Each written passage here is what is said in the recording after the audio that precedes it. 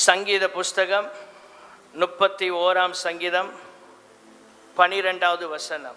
31 சங்கீதம் 12வது வசனத்தை நாம் எல்லாரும் சேர்ந்து வாசிப்போம். செத்தவனை போல எல்லாராலும் முழுவதும் மறக்கப்பட்டேன், உடைந்த பாத்திரத்தை போலானேன். இந்த 2வது பகுதி எல்லாரும் 3 முறை சேர்ந்து வாசிப்போம். உடைந்த பாத்திரத்தை போலானே, உடைந்த பாத்திரத்தை போலானே. உடைஞ்சாதான் ஆசீர்வதிப்பார். ஒரு தடவை எல்லாரும் சேர்ந்து சொல்லாமா? உடைந்த பாத்திரத்தை. தாவீதினுடைய அனுபவத்தை நாம் இங்கே வாசிக்கிறோம். பைபிள் ஸ்காலர்ஸ் அவங்க என்ன சொல்றாங்கன்னா, இந்த சங்கீதம் எழுதப்பட்ட பின்னணியம் ஒன்று, சவுலால் அவன் பல இடங்களில் துரத்தப்பட்ட போது இந்த சங்கீதத்தை எழுதியிருக்கக்கூடும், அல்லது அப்சலோமால் அவன் வாழ்க்கையில் ஏற்பட்ட பிரச்சனையின் போது இந்த சங்கீதத்தை அவன் எழுதியிருக்கக்கூடும் என்று பைபிள் ஸ்காலர்ஸ் இதை குறித்து விளக்கம் கொடுக்கிறார்கள். இந்த சங்கீதத்தை நீங்கள் வீட்டில் போய் வாசிங்க. இந்த 2வது பகுதியை இன்றைக்கு நாம் தியானிக்க போகிறோம். எல்லாரும் சொல்லுங்க, உடைந்த பாத்திரத்தை. ஒரு தடவை திரும்ப சொல்லலாமா? உடைந்த பாத்திரம் எதற்கு பயன்படும்? அதுதான் கர்த்தர் கையில் பயன்பட போகிறது. உடைந்த பாத்திரம் உலகத்திற்கு பயன்படாது, உடைந்த பாத்திரம் உருவாக்குகிற தேவனுக்கு பயன்படும். நீங்கள் உடைந்த பாத்திரம் என்று உங்களை எண்ணிக்கொண்டிருக்கலாம், கைவிடப்பட்ட ஒரு அனுபவத்திற்குள் இருக்கலாம். தாவீதின் சூழ்நிலை, அவன் சொல்லுகிறான், நான் ஒரு கைவிடப்பட்டவனை போல, எல்லாராலும் மறக்கப்பட்ட ஒரு நிலைமை. அதான் கைவிடப்பட்ட ஒரு அனுபவம். எல்லாரும் இருந்தும் யாரும் உங்களுக்கு உதவி செய்ய முடியாத ஒரு நிலை. அதான் மறக்கப்படுகிற நிலை, கைவிடப்படுகிற நிலை, தொய்ந்து போகிற ஒரு நிலை. இந்த உடைக்கப்படும் போதுதான் நாம் தேவனுடைய அன்பின் ஆழத்தை நாம் ருசிக்க முடிகிறது. உடைக்கப்படுகிற அனுபவத்தில் தான் நாம் ஒவ்வொரு பிரச்சனைகளுக்கும் தீர்வு தேவன் மாத்திரமே என்பதை நாம் அறிந்து கொள்ள முடிகிறது. இந்த உடைக்கப்படுகிற அனுபவத்திற்குள் தான் ஆண்டவர் நமக்கு ஆசீர்வாதங்களை ஏராளம் வைத்திருக்கிறார். இன்று கர்த்தர் நம்மோடு பேச விரும்புகிற செய்தி உடைக்கப்பட்ட பாத்திரம். எல்லாரும் சொல்லுங்க, broken vessel, உடைக்கப்பட்ட பாத்திரம். என் வாழ்க்கையில் பல நிலைகளில் நான் உடைக்கப்படும் போது கர்த்தருடைய அன்பை நான் ஆழமாக ருசிக்கிறேன். ஸ்தோத்திரம், ஹல்லேலூயா. இந்த அனுபவத்திற்குள் கர்த்தர் வேதத்தின் பரிசுத்தவான்களை கர்த்தர் நடத்தினார். ஏராளமான பரிசுத்தவான்கள் வாழ்க்கையில் இந்த உடைக்கப்படுகிற அனுபவத்தை நாம் வேதத்திலே வாசிக்க முடிகிறது. அப்படிப்பட்ட நிலையில் ஜனங்கள் இருந்தாலும் ஆண்டவர் அவர்களை ஆசீர்வதித்து கிருபையாய் பயன்படுத்துகிறதை நாம் பார்க்கிறோம். லேவியராகமத்தின் புஸ்தகம் 6ஆம் அதிகாரம் 28ஆம் வசனத்தில் நாம் வாசிக்கும் போது, லேவியராகமம் 6ஆம் அதிகாரம் 28வது வசனம். இந்த செய்தியை நீங்கள் நன்றாக கவனியுங்கள். கர்த்தர் உங்களோடு பேசுவதை நீங்கள் அப்பொழுதுதான் தெளிவாக விளங்கி கொள்ள முடியும். அது சமைக்கப்பட்ட மண்பாண்டம் உடைக்கப்பட வேண்டும். எல்லாரும் சொல்லுங்க, அது என்ன செய்ய வேண்டும்? உடைக்கப்பட வேண்டும். இந்த களிமண் பானை உடைக்கப்படுகிறது அவசியம். பாவ நிவாரண பலியின் இரத்தம் அல்லது கொழுப்பு அது உள்ள நுழைந்தவுடன் அந்த பாத்திரம், ஸ்தோத்திரம், அது கர்த்தருக்கென்று அது குறிக்கப்படுகிறது, அது கர்த்தருக்காக வேறுபரிக்கப்படுகிறது. ஆகவே இந்த பாத்திரத்தை மறுபடி பயன்படுத்தி விடக்கூடாது என்று சொல்லி அந்த பாத்திரத்தை உடைக்கிறார்கள். இது ஆண்டவரே வைத்த பிரமாணம். இது அவருக்காக மட்டும்தான், இந்த பலி செலுத்துறதுக்காகத்தான். பாவத்திற்காக தண்டனை இயேசு கொல்கதாவிலே அவர் மூலமாக செலுத்தப்பட்டது இறுதியானதாக இருந்தது. அதற்கு பிற்பாடு மனித பாவத்திற்கான தண்டனை வேறொருவர் மேல் சுமத்தப்பட வேண்டிய அவசியம் இல்லை. ஏசாயா தீர்க்கதரிசியின் புஸ்தகம் 53ஆம் அதிகாரம் 5ஆம் வசனத்திலே நீங்கள் வாசித்து பார்க்கும்போது, நமக்கு சமாதானத்தை உண்டு பண்ணும் ஆக்கினை அவர் மேல் வந்தது, அவர் எல்லாவற்றையும் சுமந்தார்.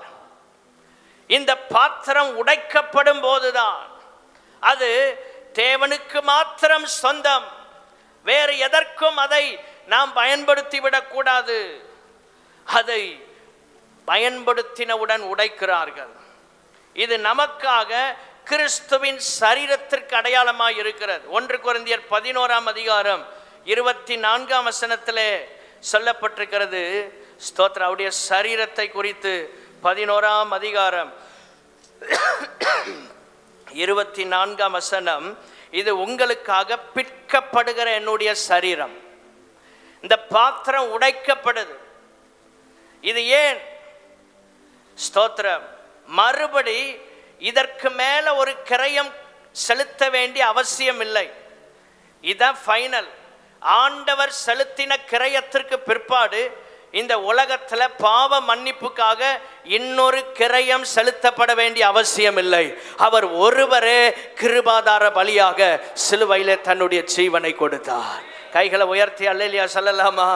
தேவனுடைய பிள்ளைகளை, உங்கள் சுகத்திற்காக, உங்கள் விடுதலைக்காக, உங்களுடைய அற்புதத்திற்காக, உங்களுக்கும் எனக்கும் நித்திய ஜீவனை கொடுப்பதற்காக, பாவத்திலிருந்து நம்மை ரட்சிப்பதற்காக இயேசு கிறிஸ்து 2000 ஆண்டுகளுக்கு முன்பாக அவர் சிலுவையிலே கொடுத்த கிரயம் இறுதியானது, முழுமையானது, விலையேறப்பட்டது. இன்னொரு பாண்டம் உடைக்கப்பட வேண்டிய அவசியம் இல்லை. அந்த உடைக்கப்பட்ட பாத்திரம் மீண்டும் வேறொரு காரியத்திற்கு அதை பயன்படுத்தக்கூடாத நிலையில் அதை உடைக்கும்படியாக கர்த்தர் சொல்லுகிறார். அவருக்காக நம்முடைய வாழ்க்கையை அர்ப்பணித்த பிற்பாடு வேறு எதற்கும் இந்த சரீரத்தை நாம் ஒப்பு கொடுக்க கூடாது. ரோமர் 12ஆம் அதிகாரம் 1 வசனம் விதமாய் சொல்லுகிறது. பிரியமான சகோதரரே, அப்படிதான் பவுல் அந்த வசனத்தை ஸ்தோத்திரம் ஆரம்பிக்கிறார். தேவனுக்கு மகிமை உண்டாவதாக. ரோமர் 12ஆம் அதிகாரம் 1 வசனத்தில், அப்படி இருக்க சகோதரரே, உங்கள் சரீரங்களை பரிசுத்தமும் தேவனுக்கு பிரியமான ஜீவ பலியாக ஒப்பு கொடுக்க வேண்டும் என்று இந்த களிமண் பானை, அந்த பலி செலுத்தப்படுகிற பலி உள்ள வந்த பிற்பாடு அதை உடைச்சு போடுறாங்க. ஏனென்றால் அது வேற காரியத்திற்கு அடுத்ததை பயன்படுத்தக்கூடாது. நம்முடைய வாழ்க்கையில எப்போ இந்த உடைக்கப்படுகிற அனுபவத்திற்குள்ள வருகிறோமோ அப்பொழுது கர்த்தருக்கு மாத்திரம் நான் சொந்தம், உலகத்திற்கோ உலக காரியங்களுக்கோ என்ன பயன்படுத்த முடியாது என்கிற நிலையிலே நாம் கர்த்தரோடு தீர்மானம் எடுத்ததில் நாம் வைராக்கியத்தை அங்கே காண்பிக்கிறோம். உடைக்கப்படாத பாத்திரம் திரும்ப அதை வேற பயன்படுத்த முடியும். உடைக்க சொல்றார் ஆண்டவர். புத்தியுள்ள ஆராதனை நம்மை அர்ப்பணித்து செய்கிற ஆராதனை. எல்லாரும் சொல்லுங்க, நம்மை ஆண்டவரே நான் முற்றிலும் உமக்கு மட்டுமே சொந்தம் அப்படிங்கிற அர்ப்பணம். அந்த டெடிகேஷனுக்குள்ள வந்துட்டீங்கன்னா ஆண்டவர் நம்மை நிச்சயமாய் ஆசீர்வதிப்பார். வெண்கல பாத்திரம், அங்கே அதே வசனத்தில் லேவியராகமம் 6:28 சொல்ல, செப்பு பானையில் சமைக்கப்பட்டதானால் அது விளக்கப்பட்டு தண்ணீரில் கழுவப்பட வேண்டும். இது எதற்கடையாளம்? களிமண் பானையை உடைக்க சொல்றார். உடைக்கப்படுகிற அனுபவத்தை தான் கர்த்தர் பேசுறார் நம்மோட. ஆனா வெண்கல பாத்திரம் அது நீடித்து உழைக்கக்கூடியது. அந்த பலி பொருட்கள் அதை அதை அப்சர்வ் பண்ணாது அந்த பாத்திரம். ஸோ அதை சுத்தம் பண்ணி மறுபடி அதை பயன்பாட்டிற்கு கொண்டு வைக்கிறாங்க. இதெல்லாம் லேவியராமத்தில் இருக்கு. நீங்க பிற வாஸ்து பாருங்க. அனுதினமும் நம்முடைய வாழ்க்கை இது எதற்கு குடிக்கிறது என்றால், அனுதினமும் இந்த உலகத்திலே நாம் இருந்தாலும் உலக காரியங்கள் நமக்குள்ள வராதபடி ஒவ்வொரு நாளும் ஆண்டவருடைய இரத்தத்தினால் சுத்திகரிக்கப்பட்டு அவருக்காக ஊழியம் செய்ய கர்த்தர் நமக்கு கிருபைகளை தருவாராக. இந்த பாத்திரம் தினமும் சுத்திகரித்து பயன்படுகிற பாத்திரம். களிமண் பானை உடைக்கப்படணும். அதுக்கப்புறம் அது வேற எதுக்கும் யூஸ் ஆகக்கூடாது. ஸ்தோத்திரம். அதுக்கு மேலே அதை வேற எதற்கும் யூஸ் பண்ண கூடாது. நம்முடைய வாழ்க்கையில் அப்படிதான். ஆண்டவருக்கென்று நம்ம வாழும்போது அவருக்காக மட்டும்தான். எத்தனை பேர் சொல்ல முடியும், ஆண்டவரே இந்த உயிர் இந்த உடல் உமக்காக மட்டுமே? அல்லேலூயா சொல்லுங்க. சிலர் சொல்லுவாங்க, நான் என் பிள்ளைகளுக்காண்டிதாயா வாழ்கிறேன். கடைசியில் பிள்ளைகளுக்கு கை விட்டுறோம். நான் இதுக்காண்டிதாயா வாழ்கிறேன், எல்லாம் கைவிட்டுறோம். நீங்கள் சொல்லணும், என் கடைசி மூச்சுள்ள வரைக்கும் ஆண்டவருக்காக என்னுடைய வாழ்க்கை. எத்தனை பேர் சொல்ல முடியும்? கை உயரலை, நல்ல எல்லாம் கை உயர்த்தி ஒரு அல்லேலூயா சொல்லாமா? என் ஜீவன் இருக்கும் மட்டும் இயேசுவுக்காகத்தான் இந்த வாழ்க்கை, வேற எதற்காகவும் அல்ல. 7 காரியங்களை வேகமாக சொல்கிறேன். பொதுவாக ஒரு 1.5 மணி நேரம் தான் நல்லா இருக்கும், ஆனால் டைம் இல்லை, கரெக்டாக முடிச்சிடுறேன். முதலாவது குறிப்பு, இந்த உடைக்கப்பட்ட பாத்திரத்தில் இன்றைக்கு ஆண்டவர் நம்மோடு பேச விரும்புகிற ஒரு தேவனுடைய மனுஷனுடைய வாழ்க்கையிலிருந்து சத்தியங்களை நாம் கற்றுக்கொள்ள போகிறோம். முதலாவது குறிப்பு, வளர்ந்த இடத்தில் உடைக்கப்படுதல். 7 இடங்களை சொல்லுவேன், நீங்கள் குறித்து கொள்ளுங்கள். நீங்கள் வீட்டில் போய் இதை கண்டிப்பாக கொஞ்சம் தியானம் பண்ண ஆசீர்வாதமாக இருக்கும். ஹல்லேலூயா. ஒரு பரிசுத்தவான் வாழ்க்கையிலிருந்து அதை 7 பகுதியாக பிரித்து 7 பார்ட் 7 இடங்களில் அந்த மனுஷன் உடைக்கப்பட்ட அனுபவத்தை இன்றைக்கி ஆண்டவர் நம்மோட பேச போகிறார். உங்கள் வாழ்க்கையை நீங்கள் அனலைஸ் பண்ணி பாருங்கள். எங்கெல்லாம் உடைக்கப்பட்டீங்க அங்கெல்லாம் நீங்கள் நினைக்காதீங்க மனிதர்கள் என்று, கர்த்தர் நமக்கு அதை அனுமதித்தார். அல்லேலூயா. 1 சாமுவேலின் புஸ்தகம் 16ஆம் அதிகாரம் 11வது வசனம். 1 சாமுவேலின் புஸ்தகம் 16வது அதிகாரம் 11வது வசனம். சேர்ந்து எல்லாரும் வாசிப்போம். உன் பிள்ளைகள் இவ்வளவுதானா என்று ஈசாயை கேட்டான். அதற்கு அவன், இன்னும் எல்லாருக்கும் இளையவன் ஒருவன் இருக்கிறான், அவன் ஆடுகளை மேய்த்து கொண்டிருக்கிறான் என்றான். அப்பொழுது சாமுவேல் ஈசாயை நோக்கி, ஆள் அனுப்பி அவனை அழைப்பி, அவன் இங்கே வருமட்டும் நான் பந்தி இருக்க மாட்டேன் என்றான். இங்கே வர்ற வரைக்கும் நான் சாப்பிட மாட்டேன். இந்த சாமுவேல் ஈசாயை பார்த்து சொல்லுகிறான், உன் பிள்ளைகள் இவ்வளவுதானா? பெத்லகேமுக்கு சாமுவேல் போறான், பலி செலுத்தி ராஜாவை அடுத்து அபிஷேகம் பண்றதுக்காக போறான். அங்க உள்ள மூப்பர்கள் எல்லாம் வந்து, என்னையா நீர் அவருக்கு எதிர்கொண்டு வந்து, நீர் வர்ற சமாதானம் தானா அப்படின்னு கேட்குறாங்க.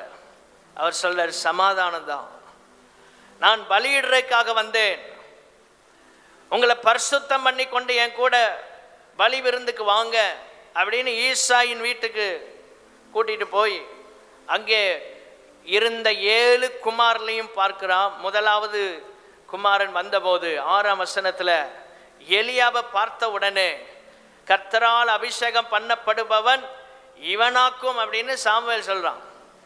இவன் தான் அப்படின்னு சொல்லவும் கர்த்தர் ஸ்டாப் பண்றார் 7ஆம் வசனத்தில். இவன் இல்லப்பா, கடைசி வசனம் 7ஆம் வசனத்தின் கடைசி பகுதி, மனுஷன் முகத்தை பார்ப்பான், கர்த்தரோ, எல்லாரும் சொல்லுங்க, கர்த்தரோ.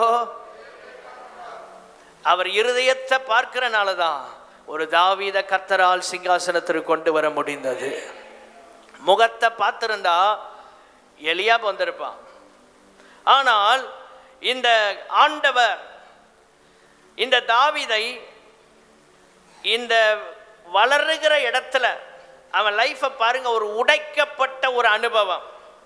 அவனுக்கான அங்கீகாரம் அவன் வீட்டில் இல்லை. உங்க குடும்பத்தில் உங்களுக்கு அங்கீகாரம் இல்லைன்னா நீங்க எப்படி இருப்பீங்க யோசித்து பாருங்க. நீங்க கட்டின புருஷன்ட்ட உங்களிடத்தில் அங்கீகாரம் இல்லை, உங்க மனைவி உங்களை அங்கீகரிக்கவில்லை அப்படின்னா உங்க குடும்ப வாழ்க்கை எப்படி இருக்கும்? தாவீதோட வாழ்க்கையில் குடும்பத்துக்குள்ள அங்கீகாரம் இல்லை, வளர்ந்த இடத்துல கர்த்தர் அவனை உடைக்கிறார். இந்த சூழ்நிலையை கர்த்தரே உருவாக்கினார். ஒரு ஆமென் சொல்லுங்க. உங்க வாழ்க்கையில இப்படிப்பட்ட சூழ்நிலைகள், உடைக்கப்படுகிற அனுபவங்கள் வரும்போது யாரோ இப்படி பண்ணிட்டாங்கன்னு அவங்க மேல கோபப்படாதீங்க. கர்த்தர் இதை அனுமதிக்கிறார். இந்த உடைக்கப்படுகிற அனுபவத்திற்கு பிற்பாடு கர்த்தர் உங்களை உயர்த்த விரும்புகிறார். ஹல்லேலூயா, ஸ்தோத்திரம். தாவீது வேண்டாம், ஆனா தாவீது ஆடு மேய்ச்சி கஷ்டப்பட்டு நல்ல சம்பாத்தியம் பண்ணி அவன் குடும்பத்துக்கு ஆசீர்வாதமா இருக்கிறான். அவன் மூலமாய் வருகிற ஆசீர்வாதம் வேண்டும். ஆனால் யார் வேண்டாம்? தாவீது வேண்டாம். இந்த நிலையில தான் தாவீதோட வாழ்க்கை இருந்துச்சு. உங்க லைஃப்ல ஒருவேளை இப்படிப்பட்ட உடைக்கப்படுற அனுபவத்தில் இருக்கிறீங்களா? தாவீது வேண்டாம், அவனை கூப்பிடல. வீட்டில் நடக்கிற விருந்துக்கு 8வது பிள்ளை தாவீது, அவன் இல்லை. அவனை பிள்ளையாவே கன்சிடர் பண்ணல. அப்பா இருக்கானா வேற யாரும் விழதானான்னு கேட்டதுக்கு அப்புறம் தான் சொல்றான், அங்க ஒருத்தன் ஆடு மேய்ச்சிட்டு இருக்கிறான் அப்படின்னு. உங்களுக்கு நியாயமாய் கிடைக்க வேண்டிய சில உரிமைகள் கூட கிடைக்காமல் போகலாம். சோர்ந்து போகாதிருங்கள். ஆண்டவர் இந்த பாதையில் உங்களை நடத்துகிறார் என்றால் ஒரு திட்டத்தோடு தான் கர்த்தர் நடத்துவார். புரிந்தால் இல்லையா? சொல்லாமா? இயேசு கிறிஸ்துவுக்கு சொந்த ஊர்ல என்ன இல்லை? மரியாதை இல்லை. எல்லா இடத்துலையும் அவருக்கு ஒரு பெரிய கிரவுட் இருந்து, நாசரேத்தில் அவருக்கு மரியாதையே இல்லை. அதனால அங்கே பெரிய அற்புதங்கள் அவரால் செய்ய முடியாமல் போச்சு. தேவனுடைய பிள்ளைகளே, நீங்கள் வளர்ந்த இடம், ஸ்தோத்திரம், நீங்கள் இருக்கிற இடத்துல இப்படிப்பட்ட உடைக்கப்படுகிற அனுபவம் உங்கள் வாழ்க்கையில் இருக்கலாம். வேதத்தில் இந்த சம்பவம் ஏன் சொல்லப்பட்டிருக்கிறது என்றால், இது தாவீது சம்பந்தப்பட்டபடினால் இந்த சரித்திரம் இங்கே எழுதப்பட்டிருக்கிறது. தாவீதை வைத்துதான் இந்த சம்பவம் இங்கே எழுதப்பட்டிருக்கிறது. ஆனால் தாவீது வீட்டில் பல விருந்துகள் நடந்திருக்கும். அதற்கெல்லாம் இதுக்கே தாவீதை கூப்பிட்டதுக்கு அப்புறம் தான், கேட்டதுக்கு அப்புறம் கூப்பிடுறாங்க. எந்த முக்கிய இடத்திலும் தாவீதுக்கு என்ன இல்லை? அனுமதி இல்லை, அங்கீகாரம் இல்லை. ஸ்தோத்திரம். ஆனால் அவனுடைய உழைப்பு அந்த குடும்பத்துக்கு தேவைப்பட்டது. உடைக்கப்பட்ட ஒரு அனுபவத்துக்குள்ள தாவீது இருக்கிறான். அவன் லைஃப்ல எத்தனை நாள் ஏங்கி இருப்பான், அழுது இருப்பான். ஆண்டவரே, என்னை நேசிக்கிறதுக்கு ஒருவர் இல்லை, என்னை சாப்பிட்டியான்னு விசாரிக்கிறதுக்கு ஒரு ஆள் இல்லை. ஆனா நான் செய்யற வேலையும் வேலை நிமித்தம் வர்ற பலனும் என் குடும்பத்துக்கு என்ன தேவை? வேலை நிமித்தம் வருகிற பலன், நன்மைகள் இந்த உலகம் உங்ககிட்ட எதிர்பார்க்கும். ஆனா உங்களை விசாரிக்காமல் இந்த உலகம் இருக்கும். அதான் உடைக்கப்படுகிற ஒரு அனுபவம். தாவீது வாழ்க்கையில் அந்த நிலைக்குள்ள கர்த்தர் அவனை கொண்டு போறாரு. அப்படி போன போதும் தாவீது இருதயம் கர்த்தருக்கு ஏற்றதா இருந்தது.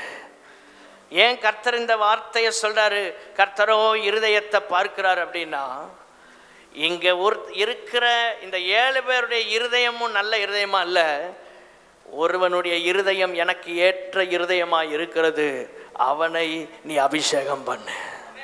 கைகளை உயர்த்தி அல்லேலூயா சொல்லாமா? சுத்த இருதயமுள்ள இஸ்ரவேலர்களுக்கு தேவன் நல்லவராகவே இருக்கிறார். அபிஷேகத்தை யார் பெற முடியுதா? இருதயம் சுத்திகரிப்போடு இருக்கும்போது. ஆவியானவரே என்னை நிரப்பும் என்று நம்ம கேட்கிறது தப்பு இல்லை. உங்க இருதயம் சுத்தமா இருந்தா ஆவியானவர் உங்களை நிரப்புவா. நல்ல ஹார்ட், ஆண்டவிடத்துல தாகத்தோடு கேட்கிற அனுபவம். இந்த தாவீது எதிர்பார்க்காத ஒரு உயர்வு அவனுக்கு வருகிறது. ஆண்டவர் அவன் அங்க வச்சு உடைக்கிறார்.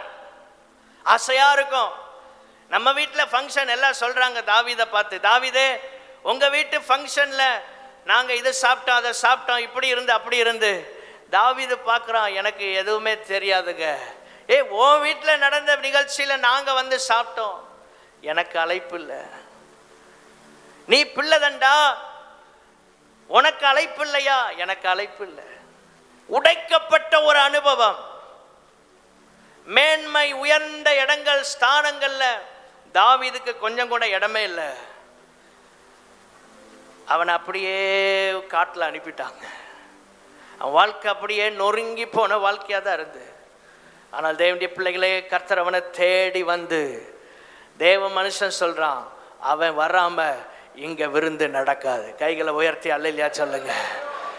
இந்த உலகம் உங்களை உடைக்கும் போது கர்த்தர் உங்களை தேடி வருவார். எல்லாரும் சொல்லுங்க, உலகம் உடைக்கும் போது கர்த்தர் நம்மை, அதான் முதல்ல சொன்னேன், கர்த்தருடைய அன்பை அங்கதான் ஆழமா ருசிக்க முடியும்.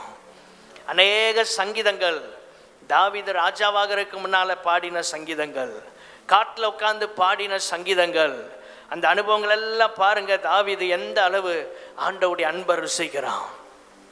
31ஆம் சங்கீதம் நம்ம வாசித்த அந்த சங்கீதத்தில் நம்ம பார்க்கும்போது அந்த தாவீது சொல்றான், நான் கர்த்தரையே நம்பி இருக்கிறேன். 3ஆம் வசனம், என் கண்மலையும் என் கோட்டையும் நீரே.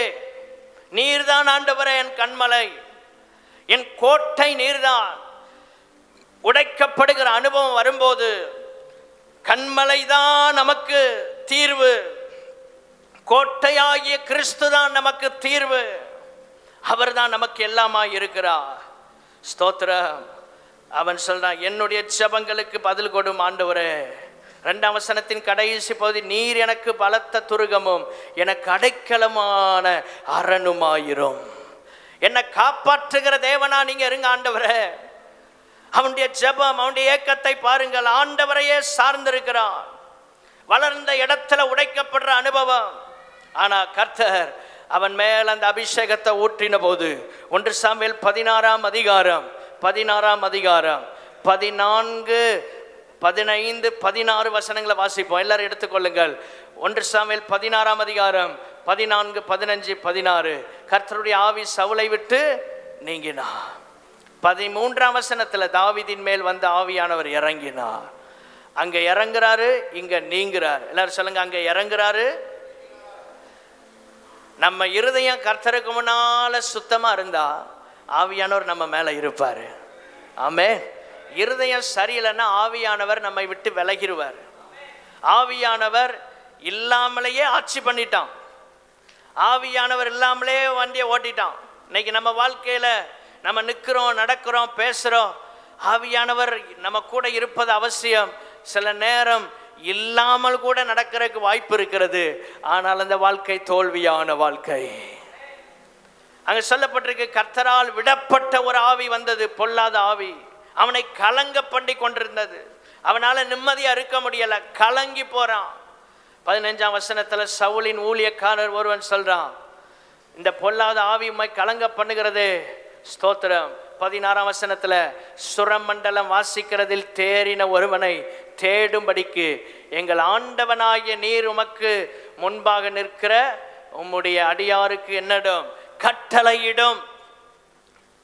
இவ்வளோ வருஷம் அவன் எக்ஸ்பர்ட்டா இருந்து இவ்வளோ காலமும் நல்ல பாடுகிற கிருபை, ஆராதிக்கிற கிருபை, இசை வாசிக்கிற கிருபை எல்லாம் இருந்துச்சு. ஆனால் யாருமே இவனை யூஸ் பண்ணலை. நல்லா கவனிங்க, ஆண்டவர் பேசுகிற முக்கியமான சத்தியம். இத்தனை வருஷம் காட்டில் பாடினா, வீட்டில் வந்தால் பாடினா, அவனுக்கு வேற யாரும் பேச்சு துணை கூட ஆள் இல்லை. அப்படிப்பட்ட நிலையில சங்கீதங்களாக பாடும்போது அவனுக்கு அழைப்பு வரலை. ஆனால் இப்போ அபிஷேகம் வந்ததுக்கப்புறம் அழைப்பு அரண்மனையிலிருந்து வருது. உங்க மேல ஆண்டவருடைய அபிஷேகம் இருக்கும் என்றால் உங்களுக்குள் இருக்கிற கிருபைகளையும் வரங்களும் வெளிப்படுத்துவதற்கு கர்த்தரே வாசல்களை திறப்பா. நல்ல சத்தமா அதுக்குள்ள ஒரு அல்லேலூயா சொல்லியிருக்க வேண்டாம்? பயன்படுறதுக்கு ஆயத்தமா இருக்கிறீங்களா இல்லையா? ஆமென். நாம் நம்மை வெளிப்படுத்த வேண்டிய அவசியம் இல்லை. ஆண்டவரே நமக்கு வாசலை திறப்பா. அபிஷேகம் இருக்கிறவனுக்கு முன்னால வாசல்கள் எல்லாம் திறக்கப்படும். கோரேசுக்கு முன்பாக வாசல்கள் பூட்டப்படாதிருக்க, அப்படிதான் பைபிள் சொல்லுகிறது. அபிஷேகம் பெற்ற மனுஷனுக்கு முன்னால் இருக்கிற எல்லா தடைகளும் அப்படியே ஓப்பன் ஆகும். கைகளை உயர்த்தி அல்லேலூயா சொல்லாமா? அதான் அந்த அனாயிண்டிங் இருக்கிற பவர். சாதாரண அபிஷேகம் இல்லை. இத்தனை வருஷம் யாருக்குமே தெரியாது. ஆனா எப்ப அபிஷேகம் தலையில வந்து இறங்கிச்சோ அப்பொழுது அங்க ஒருத்தன் சொல்றான், ராஜாவுக்கு ஊழியக்காரன் தாவீது என்று ஒருவன் இருக்கிறான், அவன் வாஸ்தா சரியாயிரலாம் ஐயா, அவனை கூப்பிடு. இவ்வளவு நாளும் வராத வாய்ப்பு இப்போ வருது. அபிஷேகம் உங்க மேல இருந்தா உங்க உயர்வுக்கான வாசல் திறக்கப்படும். ஒரு எக்ஸ்போஷர் கிடைக்கும் உங்க லைஃப்ல. ஸ்தோத்திரம். உங்களுக்குள்ள இருக்கிற கிருபைகளை, வரங்களை வெளிப்படுத்துவதற்கான சமயங்களை கர்த்தரே உண்டாக்கி தருவார். அபிஷேகம் நமக்குள் புதைந்திருக்கிறவைகளை எடுத்து வெளியே கொண்டு வரும். அதான் அனாயிண்டிங். ஆமென் சொல்லுங்க. அல்லேலூயா. பேதுரு அபிஷேகம் பெற்ற போது 3 வருஷம் பெற்ற ட்ரைனிங் ஒன்று. உள்ள இருக்கிற வரம் கிருபை, 3000 பேருக்கு பிரசங்கம் பண்ற கிருபை எல்லாம் உள்ள இருக்கு. உள்ள இருக்கிறத என்ன செய்யுது? ஸ்தோத்திரம். ஒரு மோட்டார் எப்படி போய் ஆழத்துல தண்ணியை எடுத்து மேலே கொண்டு வருதோ, அது மாதிரி இந்த அனாயிண்டிங் என்ன செய்யணும்? உங்களுக்குள்ள மறைந்திருக்கிற கிருபைகள் எல்லாம் வெளியே கொண்டு வரும். அதுதான் அபிஷேகத்தின் இருக்கிற மகத்துவம். ஆமென். உங்களுக்குள்ள புதைந்திருக்கிற சில காரியங்கள் உங்களுக்கே தெரியாது. நிறைய பேர் கேர்சல் ஆரம்பிக்கும் போது சொன்னாங்க, எங்களால் முடியாது பாஸ்டர். பிறகு நடத்தி ஒரு 2 வாரம் 3 வாரத்தில் ஆண்டவர் அவங்கள யூஸ் பண்ணி கிரியைகள் நடக்கிறத பார்த்தோன்னே சொல்கிறாங்க, நாங்களாம் அப்படி செஞ்சோன்னு எங்களுக்கே ஆச்சரியமாக இருக்கு.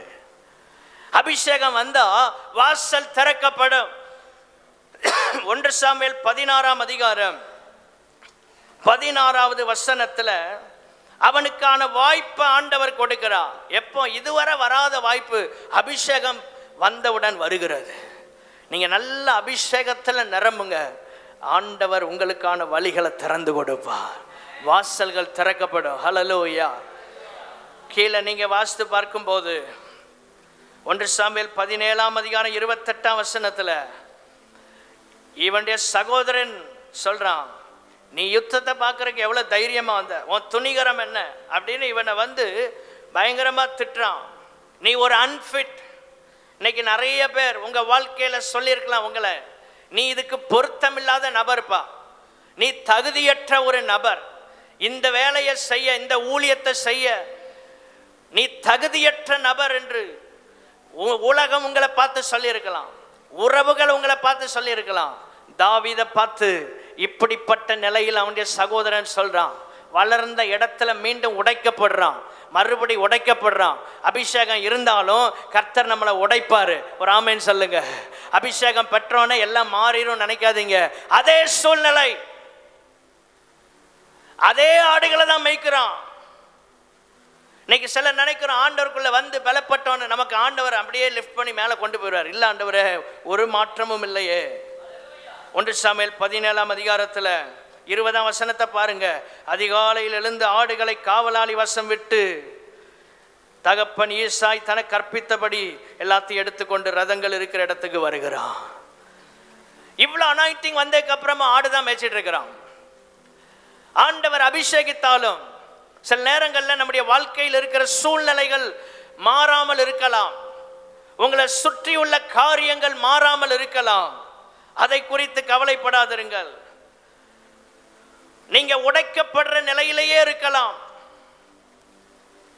வளர்ந்த இடத்துல தாவீது திரும்ப எல்லாருனாலே உடைக்கப்படுறான். உன் தைரியத்தை பாருப்பா, உனக்கு எவ்வளவு துணிகரம், அகங்காரம் அப்படிலாம் சொல்றான், நெகட்டிவான வேர்ட்ஸை சொல்றான். மொத்தத்தில் சொல்லணும்னா நீ இதுக்கு அன்ஃபிட், நாங்களே இருக்கிறோம் ஒன்றும் செய்யாம, எங்களாலே முடியலப்பா, நீ என்ன சாதிக்க போற.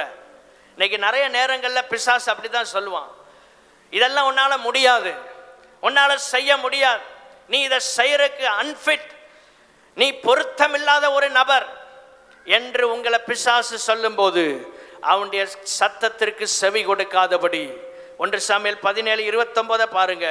நான் இங்கே வந்ததற்கு முகாந்திரம் இல்லையா? ஒரு பர்பஸோட தான் கர்த்தர் என்ன அனுப்பியிருக்கிறார்யா. இந்த சபையில நான் ஆராதிப்பதற்கு ஒரு முகாந்திரம் உண்டு. என்னை கர்த்தர் பயன்படுத்த விரும்புகிறார். அல்லேலூயா. என்னை கர்த்தர் அநேகருக்கு ஆசீர்வாதமாய் மாற்ற விரும்புகிறார். எதுவும் தற்செயலா எங்க வாழ்க்கையில நடக்கல. ஆகவே உடைக்கப்படுகிற அனுபவம் மறுபடி வருது. 2வது 1 சாமுவேல் 16ஆம் அதிகாரம் அங்கே வாசிக்கும் போது ஸ்தோத்திரம்,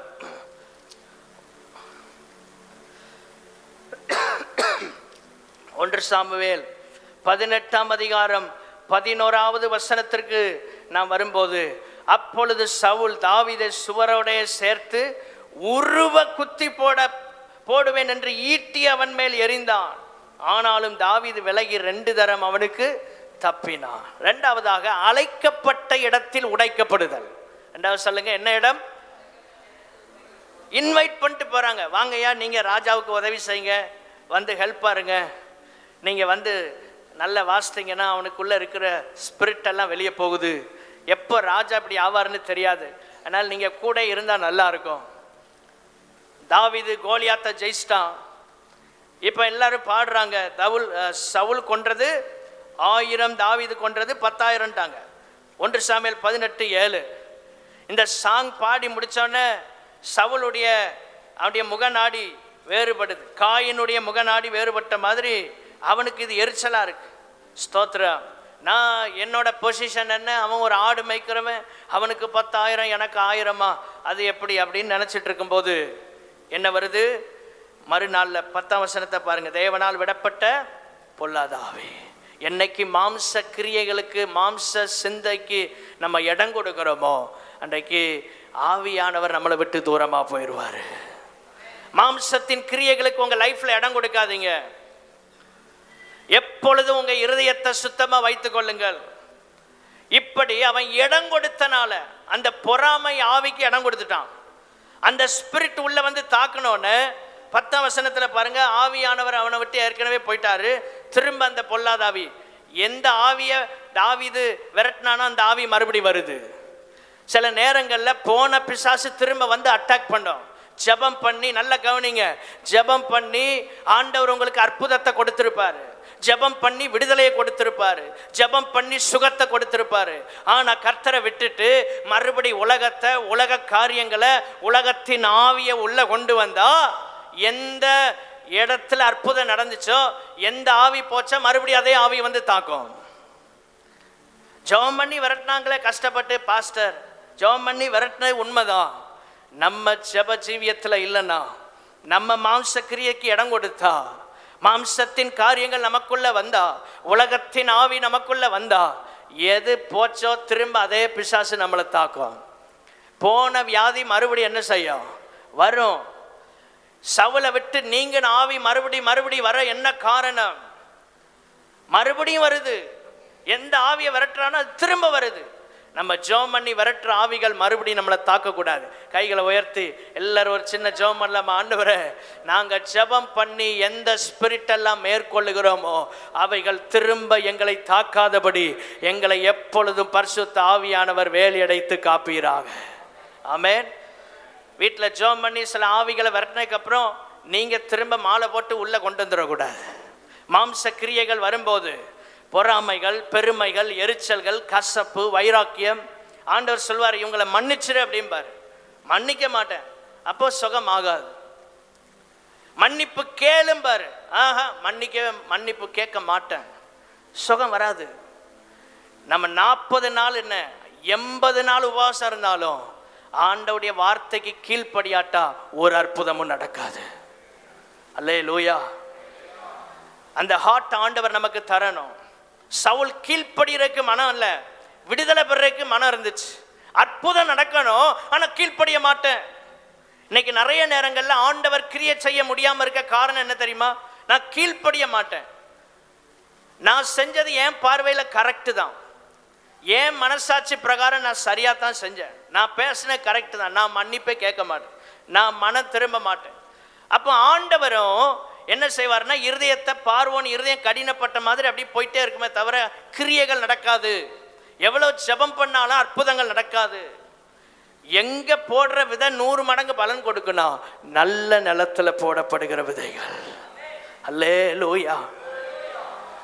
போன ஆவி திரும்ப வருது. எதை விரட்டுறான் தாவீது, அந்த ஸ்பிரிட் திரும்ப உள்ள வருது. ஜெபம் பண்ணி எந்த விஷயத்துல விடுதலை பண்றீங்களோ அந்த காரியம் மறுபடியும் உங்க வாழ்க்கையை தொடவே கூடாது. எத்தனை பேர் ஜெபம் பண்ண விரும்புறீங்க? போன பிசாசு திரும்ப உள்ள வர கூடாது. போன வியாதி மறுபடியும் அட்டாக் பண்ண கூடாது.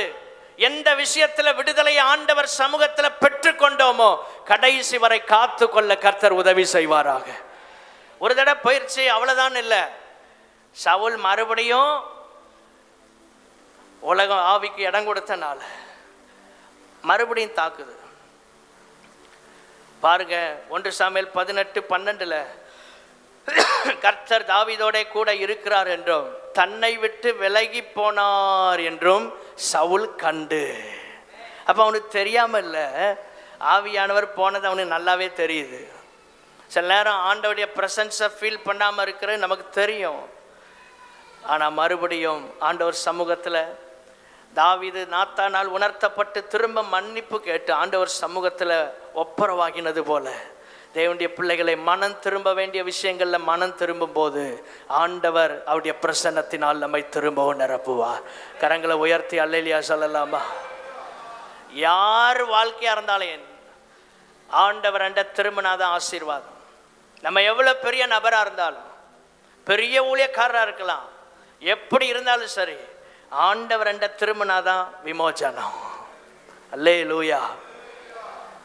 ஒரு தேவ மனுஷன் இங்க பாருங்க, 1 சாமுவேல் 19ஆம் அதிகாரம் 9-10 வசனங்களை நீங்க வாசிங்க. மறுபடியும் இந்த ஆவி தாக்குது, இவனை ஈட்டினால குத்த வர்றான், சுரமண்டலத்தை வாசிக்கிறான், சுவரோட சேர்த்து உருவை குத்தி போட பார்க்குறான். 1 சாமுவேல் 19:9-10 அவன் விலகுறான், ஈட்டி சுவர்ல படுது. தாவீதோ அன்று ராத்திரி ஓடி போய் தன்னை தப்புவித்து கொண்டான். இந்த வார்த்தையை மட்டும் குறிச்சுக்கிடுங்க, ஆண்டவர் எனக்கு அந்த வேர்டை ஆழமா பேசினார். எல்லாரும் திரும்ப சொல்லாமா? தாவீதோ அன்று ராத்திரி ஓடி போய் தன்னை, சொல்லுங்க, தன்னை. அபிஷேகம் பெற்ற ஒவ்வொரு தேவ பிள்ளைகளும் தன்னை பாதுகாக்கிறதுல கவனமா இருக்கணும். ஆமென். உலக ஆவிகள், உலக மனிதர்களுடைய ஸ்பிரிட் உங்களை என்னை அட்டாக் பண்ணிராத அளவுக்கு நம்மை நாம் காத்து கொள்ள கர்த்தர் கிருபை தருவாராக. அல்லேலூயா சொல்லுங்க. வாரத்தில் 6 நாள் அப்படியே சுற்றி அடித்து எல்லா ஸ்பிரிட்டையும் இழுத்து, வாரத்தில் முதல் நாள் சர்ச்சில் கொண்டு விட்டுட்டு போயிடக்கூடாது. அப்புறம் அதை விரட்டுறதுக்கே பெரிய பாடாக இருக்கும். தேவனுடைய பிள்ளைகளே நல்ல ஜெபம் பண்ணி, நீங்கள் திங்கள்லேருந்து சனி வரைக்கும் நல்ல ப்ரேயர் ஸ்பிரிட்டோட அப்பப்போ சர்ச்சுக்கு வந்து ஜெபம் பண்ணி உபவாச ஜெபத்துக்கு வந்துட்டு வீட்டில் நீங்கள் இருந்து ஜெபம் பண்ணி ஆண்டவர் கிருபையோடு இருந்தீங்கன்னா உங்கள் வாழ்க்கை பாதுகாக்கப்படும். சிலர் எல்லாரையும் பாதுகாப்பில் கவனமாக இருப்பாங்க, அவங்க வாழ்க்கையை கோட்டை விட்டுருவாங்க. ஒரு தேவ மனுஷன் தாவீது தன்னை தப்புவித்து கொண்டான். எல்லாரும் சொல்லுங்க, தன்னை. உங்களை உலகத்தின் இச்சைகளுக்கு விலக்கி தப்புவிக்கணும், உங்களை பிசாசின் கிரியைகளுக்கு விலக்கி தப்புவித்து கொள்ளணும், மாம்ச கிரியைகளுக்கு விலக்கி உங்களை தப்புவித்து கொள்ளணும். நான் ஆண்டவர் என்னை பார்த்துக்கிடுவார், ஐ டோன்ட் கேர், என்னை பற்றி பிரச்சனை இல்லை, என்னை பற்றி கவலைப்படாதீங்க, நான் அதெல்லாம் தாண்டி வந்துடுவேன் சொல்லாதீங்க. உங்களை தப்புவிக்கிறதுக்காக தாவீதை போல பிரயாசப்படுங்க. ஆண்டவரே, இதில் நான் விழுந்துடக்கூடாது, இதில் நான் மேற்கொள்ளணும், இந்த காரியத்தில் ஜெயம் எடுக்கணும். ஓடி போறான். யோசேப்பு தன்னை பாதுகாக்கிறதுக்கு ஓடி போனான். தாவீது தன்னை காப்பதற்காக ஓடி போகிறான். தேவனுடைய பிள்ளைகளை, ஆண்டவருடைய பிரசன்ஸை நம்ம இழந்துடக்கூடாது. நம்மளை பாதுகாக்கிறது நமக்கு ஒரு மிகுந்த ஆசீர்வாதம். ஆமென். உங்களை பாதுகாக்க தெரியணும். உங்களுக்கு தற்காப்பு கலைன்னு சொல்றாங்கல்ல, அதெல்லாம் எதுக்காகன்னா மற்றவங்களை அடிக்கிறதுக்குன்னு இல்லை, நம்மளை பாதுகாத்து கொள்வதற்கு, நம்மை பாதுகாத்து கொள்வதற்கு. இந்த அபிஷேகம் உங்களை பாதுகாப்பதற்கும் உதவி செய்யும். அழைக்கப்பட்ட இடம், உயர்வான இடத்துக்கு கொண்டு போனா அங்கேயும் என்ன செய்யுதான், இவனுக்கு ஆண்டவர் அங்க போய் உடைக்கிறார். கொஞ்சம் நிம்மதியா மேல வந்தா அங்க சம்பந்தமே இல்லாம ராஜாவே இவனுக்கு எதிரியா மாறிட்டான். ராஜாவே எதிரியா இருந்தா எப்படி சமாளிக்கிறது? ஒரு தேசம், ஒரு இராணுவமே இவனுக்கு அகைன்ஸ்டா இருக்கு. அந்த இடத்துல கர்த்தர் தாவீதை பாதுகாத்தார். உங்களை நீங்க தப்புவிக்க பழகிட்டீங்கன்னா, உங்களுக்கு தெரிந்திருந்தால் நீங்க இந்த அபிஷேகத்தை காத்துக்கொள்ளலாம், உங்க ஜீவியத்தை பாதுகாக்கலாம்.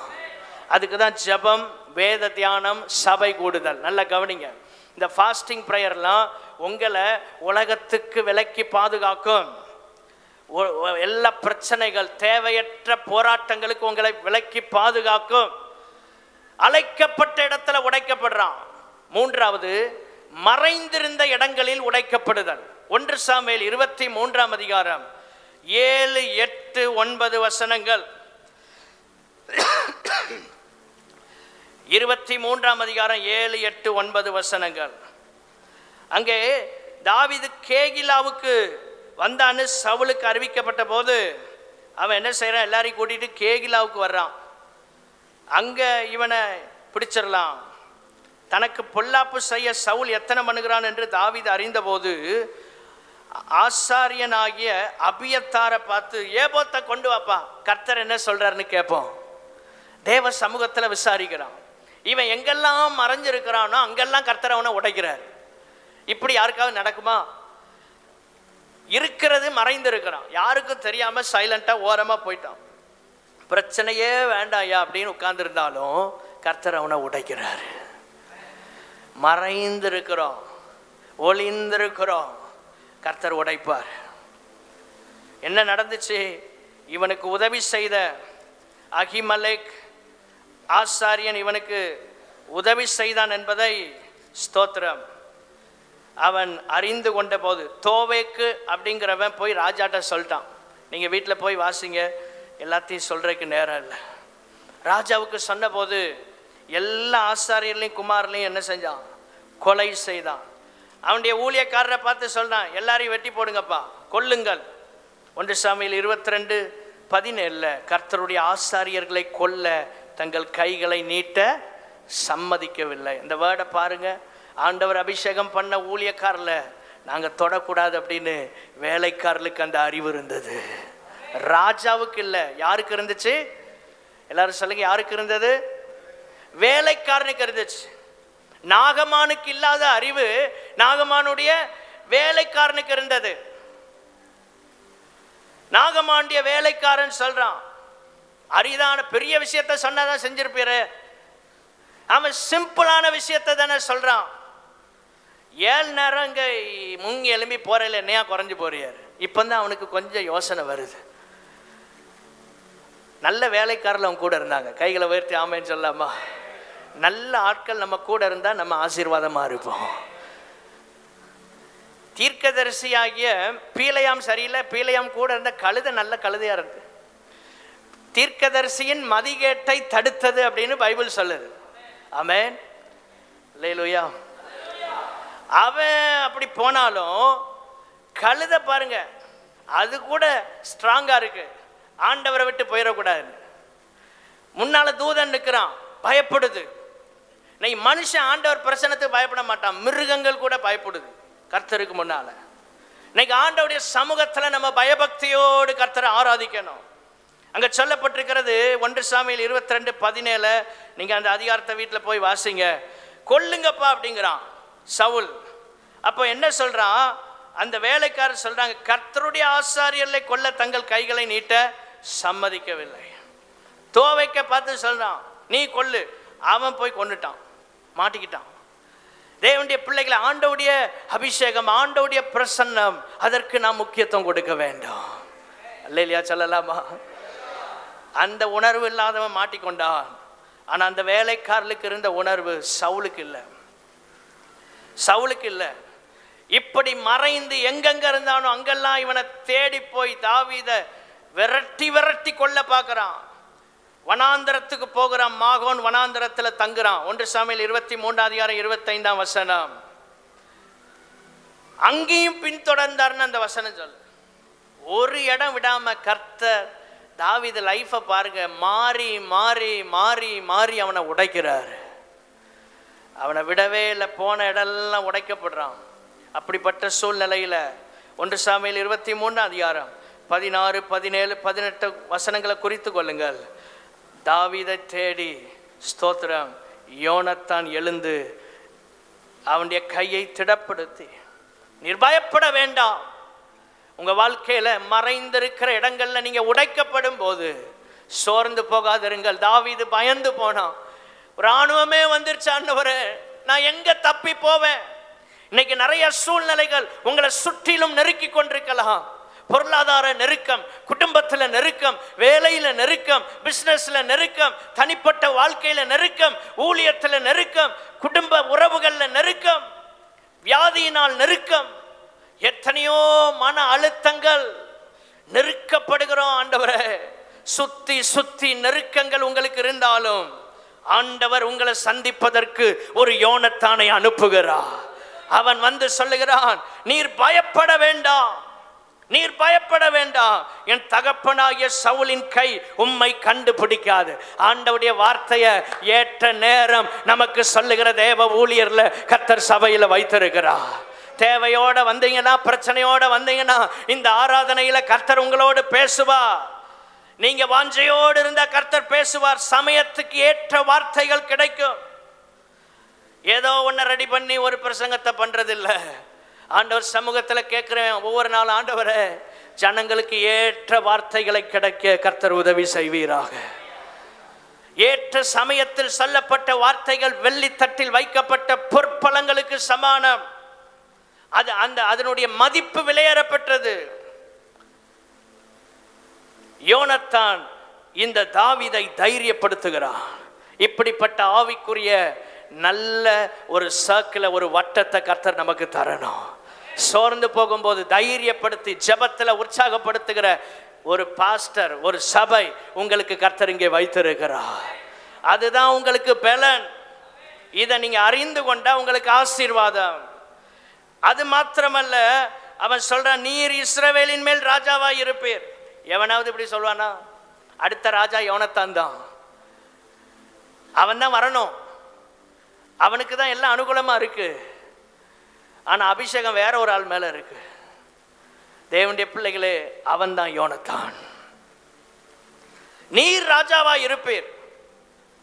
அபிஷேகத்தை அடையாளம் கண்டுட்டோம்னா, எல்லாரும் சொல்லுங்க, அபிஷேகத்தை அடையாளம் காண தெரிஞ்சா நம்மளை கர்த்தர் பயன்படுத்த ஆரம்பிப்பார். யோனத்தான கர்த்தர் தீர்க்கதரிசியா பயன்படுத்துறார். இந்த இடத்துல ஒரு ப்ராஃபட்டா செயல்படுறான். எனக்கு வேதத்தில் பிடித்த கதாபாத்திரங்கள்ல ஒன்று யோனத்தான். ஏனென்றால் அவனுடைய அன்பை பார்க்கும்போது ரொம்ப ப்ரெஷியஸா இருக்கு. ரொம்ப விலையேறப்பட்ட அன்பு. யாராலும் இப்படி சொல்ல முடியாது. அடுத்து அவன் தான் வரணும். அந்த இடத்த கூட ஆண்டவர் யாரை செலக்ட் பண்ணியிருக்காரோ அவங்களுக்கு தான் அப்படின்னு சொல்லிட்டு அவன் தள்ளி நிற்கிறான். நீர் ராஜாவா இருப்பீர். அவனுக்கு ஆசை பாருங்க, நான் உமக்கு இரண்டாவதா இருப்பேன். அவன் தான் யோனத்தான். கைகளை உயர்த்தி அல்லேலூயா சொல்லாமா?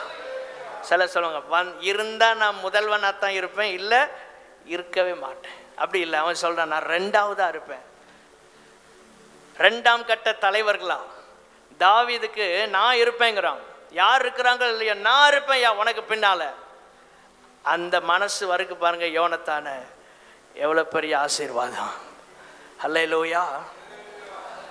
ஆண்டவர் ஏற்ற நேரத்தில் அவனுக்கு வார்த்தையை கொடுக்கிறார். அவனுக்கு பழக்கப்பட்ட ஒரு நபர் மூலமா, அவனை நேசிக்கிற ஒரு நபர் மூலமா ஆண்டவர் அவனோட பேசுகிறார். யோனத்தானை கொண்டு கர்த்தர் அவனை தைரியப்படுத்துறாரு.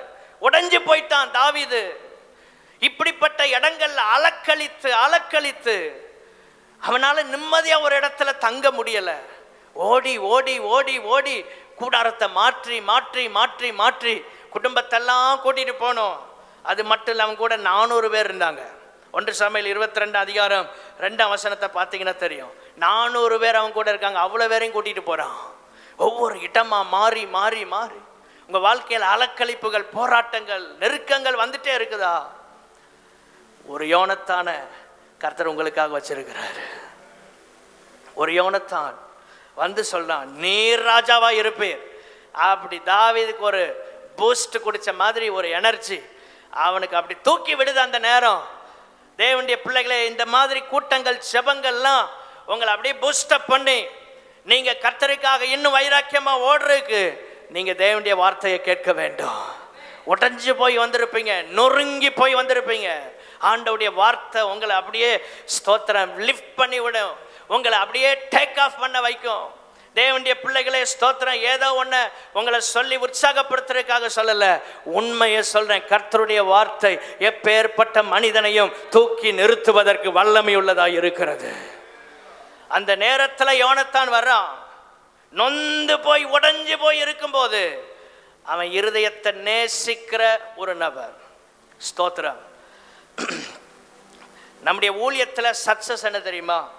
நம்ம இருதயத்தை புரிந்து கொண்டவர்கள் நம்ம கூட நிற்பது தான் ஒரு பெரிய சக்சஸ்.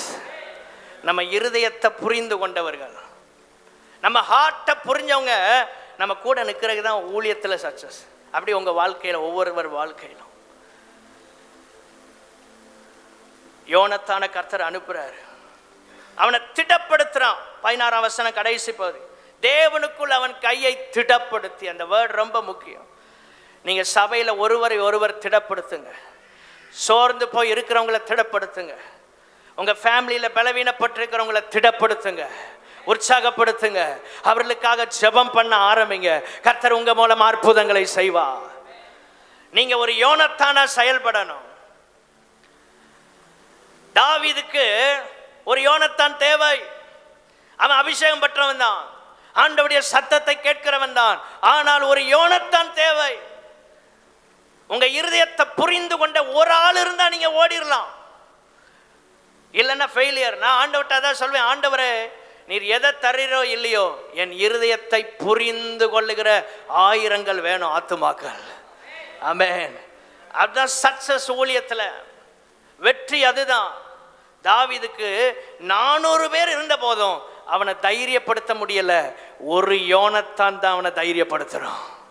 கைகளை உயர்த்தி அல்லேலூயா சொல்லுங்க. அதான் ஒரு ஊழியக்காரனுக்கு இருக்கிற பவர். ஆமென். அந்த இடத்தை வேற யாரும் ரீப்ளேஸ் பண்ண முடியாது. அந்த இடத்துல ஆண்டவர் அந்த அபிஷேகத்தை கொடுக்கிறார். மறைந்திருக்கிற இடங்கள்ல உடைக்கப்படுறது. 26ஆம் வசனம் 1 சாமுவேல் 23:26 கடைசி பகுதி. சவுலும் அவன் மனுஷரும் தாவீதையும் அவன் மனுஷரையும் பிடிக்கத்தக்கதாய் அவர்களை வளைந்து கொண்டார்கள். நெருக்கிட்டாங்க, உடைஞ்சிட்டான். ஆனா இப்போ யோனத்தானை வச்சு கர்த்தர் பேசிட்டார்ல, நீர் ராஜாவா இருப்பீர்ப்பா, எங்க அப்பா கையில ஒன்ன ஒப்பு கொடுக்க மாட்டார். இந்த வார்த்தை அவனை தைரியப்படுத்திட்டு இருக்கு. அவன் முன்னேறி போறான். என்ன நடந்து தெரியுமா? 27ஆம் வசனத்துல கர்த்தர் ஒரு ஆளை சவுல்ட்ட அனுப்பி, நீ சீக்கிரமா போ, பெலிஸ்தியர்கள் தேசத்தின் மேல வந்துட்டாங்க. அவனை ஆண்டவர் அப்படியே யூட்டர்ன் போட்டு போக வைக்கிறார். கைகளை உயர்த்தி அல்லேலூயா சொல்லுங்க. தாவீதுக்கு பிரச்சனையை கொண்டு வந்த சவுலுக்கு ஆண்டவர் ஒரு பிரச்சனையை கொண்டு வந்தார். உங்க வாழ்க்கையில எந்த பிசாசு உங்களுக்கு பிரச்சனையை கொண்டு வரானோ, ஆமென், ஸ்தோத்திரம், அவன் பின்னிட்டு போகத்தக்கதாக கர்த்தர் சூழ்நிலைகளை தலைகீழாய் மாற்றுவார். விசுவாசித்தா கைத்தட்டி ஆண்டவரை இந்த காலை நேரத்தில் மகிமைப்படுத்தலாமா? எந்த மனிதர்கள் உங்களுக்கு பிரச்சனையை கொண்டு வர்றாங்களோ, கர்த்தர் அவங்களுக்கு அந்த பிரச்சனையை வேற ஒரு பக்கம் இருந்து கொண்டு வந்து உங்களை கர்த்தர் விடுவிப்பா. விசுவாசித்தா நம்பினா கைகளை தட்டி, என் வாழ்க்கையில நான் கர்த்தரை நம்பி இருக்கும் போது ஒருபோதும் அசைக்கப்படுவதில்லை.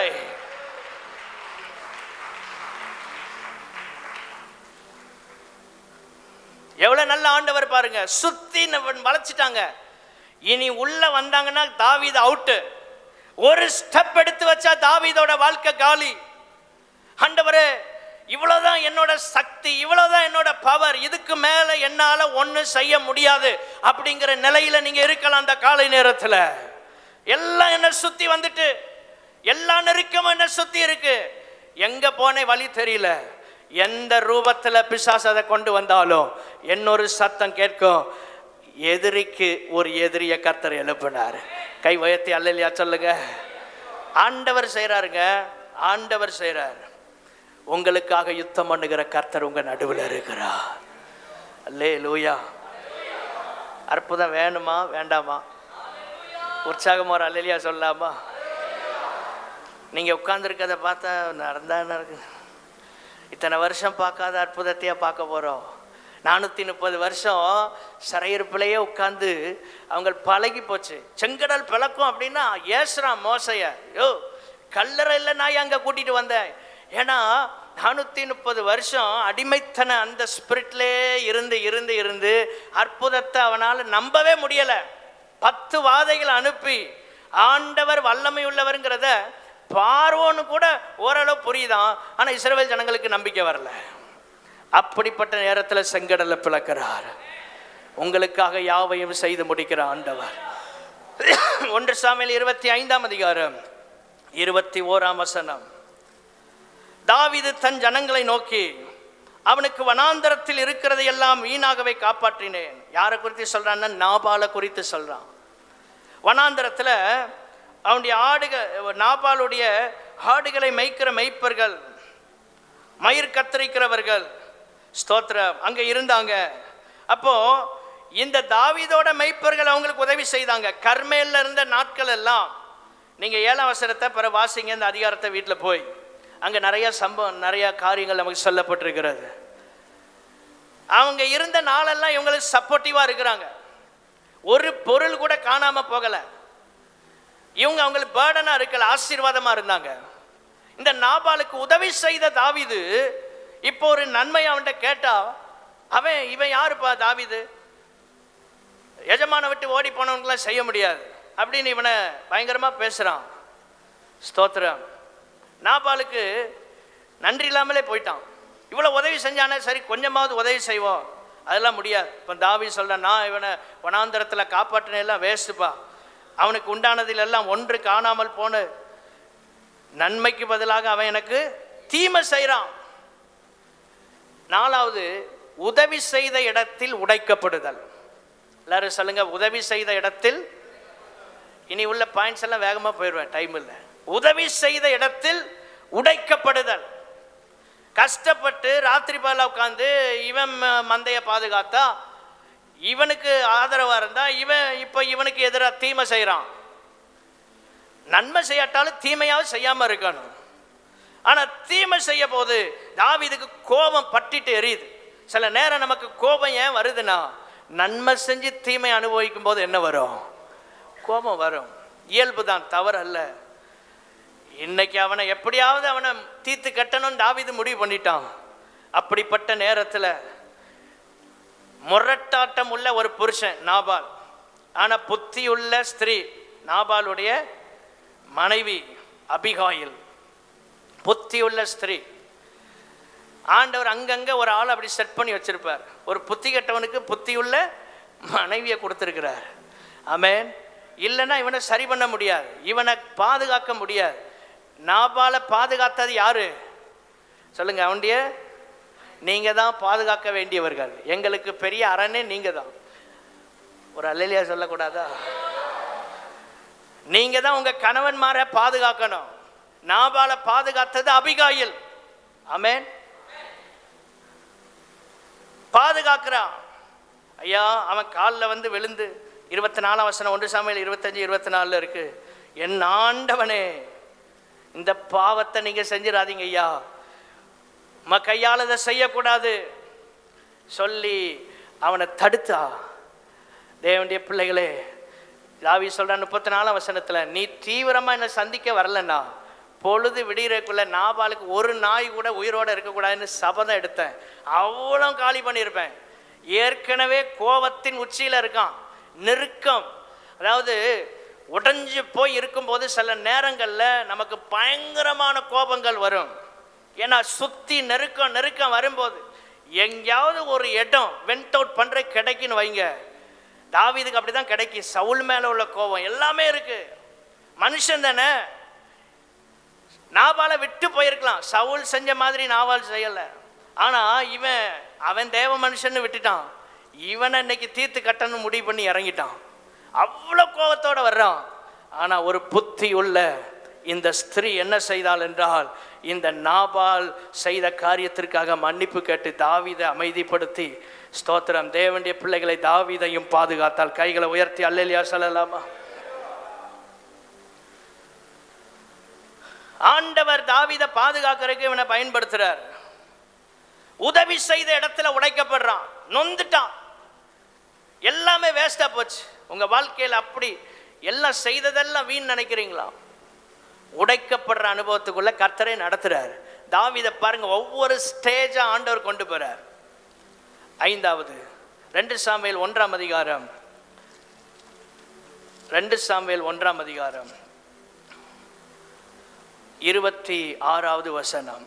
சேர்ந்து கொள்ளுங்கள். என் சகோதரனாகிய யோனத்தானே, உனக்காக நான் வியாகுலப்படுகிறேன். நீ எனக்கு வெகு இன்பமாயிருந்தாய், உன் சிநேகம் ஆச்சரியமாயிருந்தது, ஸ்திரீகளின் சிநேகத்தை பார்க்கிலும் அதிகமாயிருந்தது. தாவீது 5வதாக பாசத்தை பெற்ற இடத்தில் உடைக்கப்படுறான். எந்த இடத்துல பாசம் கிடைச்சது? ஒரு ஆளு தான் தாவீதுக்கு உண்மையா இருந்தான். அங்க உடைக்கிறார் ஆண்டவர். யோனத்தானை இழந்தனால வருகிற உடைவு. உங்க வாழ்க்கையில யாரோ உங்களை நேசிக்கிற ஒரு நபர், அந்த இடத்துல இன்னைக்கு ஆள் இல்லை, உடைக்கப்படுறான் தாவீது. பாசத்தை பெற்ற இடத்தில் உடைக்கப்படுகிற ஒரு அனுபவம். உதவி பெற்ற இடத்துல உடைக்கப்பட்டான், உதவி செய்த இடத்துல உடைக்கப்பட்டான், பாசத்தை பெற்ற இடத்துல உடைக்கப்படுறான். நேசிக்கிறதுக்கு ஆள் இல்லையே, உண்மையாக எங்க மேல அன்பு குறைக்கு யாருமே இல்லையே. தாவீது அழுகிறான். பராக்கிரமசாலிகள் விழுந்து போனாங்கன்னு அழுகிறான். எதிரிக்காக கூட அழுதவன், எதிரியின் தோல்வியை கூட அவன் சகித்து கொள்ள முடியாதவன் தாவீது. இந்த இருதயத்தை பார்த்துதான் கர்த்தர் சொல்லுகிறார், என்னுடைய இருதயத்துக்கு ஏற்ற தாசன். என்ன கொல்ல வந்தது உண்மைதான்டா, ஆனா தாவீது சொல்றான், சவுல் சாகிறது அவனுக்கு விருப்பம் இல்ல, சவுல் சாவது தாவீதுக்கு விருப்பம் அல்ல. யோனத்தான் மேல் அன்பு வச்சிருந்தான், யோனத்தான் அவ்வளவு நேசித்தான். அந்த அன்பை யோனத்தான்ட்ட தான் தாவீது பெற்றான். அதான் சொல்ல, ஸ்திரீகளின் சிநேகத்தை காட்டிலும் அவ்வளோ ஒன்று நினைக்கும் போது அன்பு, அந்த பாசம் எங்கேயும் கிடைக்காத அன்பு. உடைஞ்சிட்டான், நொறுக்கப்படுறான். உங்க வாழ்க்கையில அப்படிப்பட்ட நிலையில நீங்க போகலாம். ஸ்தோத்திரம். சில நேசிக்கிற மனிதர்களை இழக்கும் போது, உங்க வாழ்க்கையில நேசிக்கிற மனிதர்கள் சில நேரம் உங்களை உதறி தள்ளும் போது உடைக்கப்படுகிற அனுபவம் தாவீதுக்கு அப்படி வந்துச்சு. இதையெல்லாம் கடக்க கர்த்தர் அவருக்கு உதவி செய்தார். 6வதாக 2 சாமுவேல் 12ஆம் அதிகாரம் 13ஆம் வசனத்துல 12:13 இப்போ உயர்ந்த ஸ்தானத்துக்கு வந்துட்டான், சிங்காசனத்துக்கு வந்தாச்சு. இப்போ கடைசி 6வது, உயர்ந்த இடத்தில் உடைக்கப்படுதல். மேலே கொண்டு போனாலும் உடைக்கிறத கர்த்தர் விடலை, உடைச்சார். கீழே இருக்கும்போதும் உடைக்கிறாரு, டிராவல்லையும் உடைக்கிறாரு, மேலே கொண்டு போனாலும் விடலை, உடைக்கிறார். பாவம் செய்த போது ஆண்டவர் அவனுக்கு நாத்தான் தீர்க்கதரிசி மூலமாக பாவத்தை உணர்த்தி, தாவீது நாத்தான் இடத்தில், நான் கர்த்தருக்கு விரோதமாய் பாவம் செய்தேன் என்றான். நீ சாகாதபடி கர்த்தர் உன் பாவம் நீங்க செய்தார். ஆண்டவர் நம்ம பாவத்தை மட்டும் மன்னிக்கலன்னா நம்ம உயிரே போயிருக்கும். தாவீதை மன்னிச்சாரு. உயர்ந்த இடத்துல தாவீது வந்துட்டான்னு ஆண்டவர் விடல, உடைக்கிறார். அந்த இடத்துலையும் சில உடைவுகள் நம்முடைய ஆசீர்வாதத்துக்காக. சொல்லுங்க, சில உடைவுகள் நம்முடைய. ராம் முழுதும் பத்சேபாள் இடத்தில் பெற்ற மூத்த பிள்ளைக்காக ஜெபம் பண்றான். போய் உபவாசம் பண்ணி தரையில விழுந்து புலம்புறான். 2 சாமுவேல் 12:16. ஆனாலும் ஸ்தோத்திரம், 18ஆம் வசனத்தை பாருங்க. 7ஆம் நாள்ல ஜெபம் கேட்கப்படல. எதை கேட்டானோ அதை இழந்தான். ஒன்றும் நடக்கல, உடைஞ்சிட்டான். உயர்ந்த ஸ்தானத்துல கர்த்தர் உடைக்கிறார். மேலே போகும்போதும் சரி, ஆண்டவர் நம்மளை உடைக்கிறார்னா ஒன்றை புரிந்து கொள்ளுங்கள், கர்த்தர் என்னை அவருக்கு ஏற்ற பாத்திரமாக உருவாக்க விரும்புகிறார். இருதயத்துக்கு ஏற்ற தாசன்னு சொல்லிட்டேன்பா தாவீதே. இந்த நேம, இந்த சாட்சியை நீ கடைசி வரை காத்து கொள்ளண்டா. இப்படிப்பட்ட உடைக்கப்படுகிற அனுபவத்துக்குள்ள கர்த்தர் நம்மளை கொண்டு போய் தான் ஆகணும்.